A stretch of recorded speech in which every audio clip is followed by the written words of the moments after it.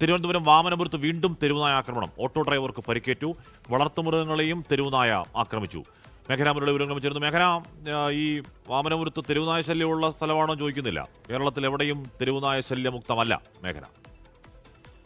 തീർച്ചയായും ഹാഷ്മി, ഈ വാമനപുരത്ത് തെരുവുനായ ശല്യം രൂക്ഷമാണ് എന്നുള്ള പരാതി നാട്ടുകാർ കാലങ്ങളായി ഉന്നയിക്കുന്നതാണ്. അതിൽ കഴിഞ്ഞ ദിവസം 3.5 വയസ്സുകാരന് ഇവിടെ തെരുവുനായ ആക്രമണം ഉണ്ടാവുകയും ചെയ്തു. അത് മുഖത്തും കാലിലുമായിരുന്നു ആ സമയത്ത് പരിക്കേറ്റുണ്ടായിരുന്നത്. ഇതേ സ്ഥലത്താണ് വീണ്ടും ഇന്ന് തെരുവുനായ ആക്രമണം ഉണ്ടാകുന്നത്. അത് ഓട്ടോ ഓടിക്കുന്ന രഞ്ജിക്കാണ് പരിക്കേറ്റിട്ടുള്ളത്.